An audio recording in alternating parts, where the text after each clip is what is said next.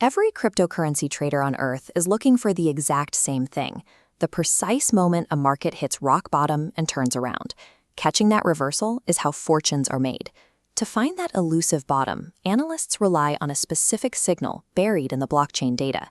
They watch for the sudden movement of old coins, Bitcoin that has sat completely dormant in a single wallet for years.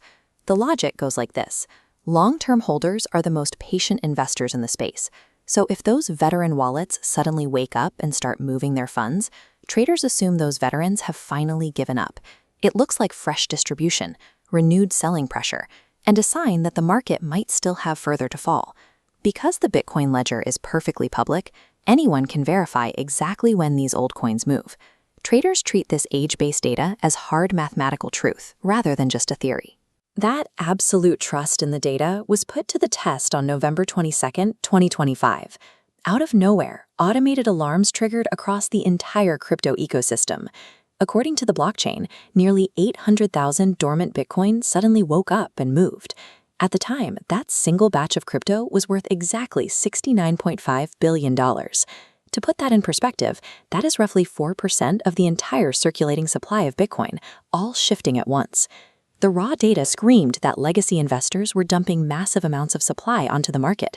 Yet the actual trading price of Bitcoin didn't collapse at all. It barely flinched. The reason for the massive discrepancy was surprisingly mundane.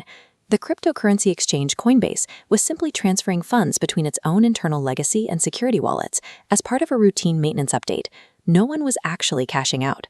This creates a fascinating problem. If the blockchain is a perfectly transparent public ledger that records every transaction with complete accuracy, how did it accidentally generate a $70 billion lie? To understand the illusion, we have to look at how network metrics actually process data. It starts with coin age, which is simply a measure of how long a specific coin sits in a wallet without moving. This chart is what traders call a HODL wave. It compresses the age of every single Bitcoin in existence into a single visual snapshot, using these distinct color-coded bands to show different levels of maturity. As long as coins sit unspent in their wallets, they physically transition upward on this graph, thickening the older upper bands and showing that investors are holding tight. But the exact moment a dormant coin is moved to a new address, its age is wiped clean. It instantly plummets back down into the youngest, bottom-most category of the chart. This makes HODL Waves brilliant at tracking overall investor conviction. But mechanically, the chart is completely blind to the human reason why those coins were moved in the first place. There's another metric traders use, called coin days destroyed, or CDD. It calculates market impact by multiplying the number of coins moved by the exact number of days they sat dormant.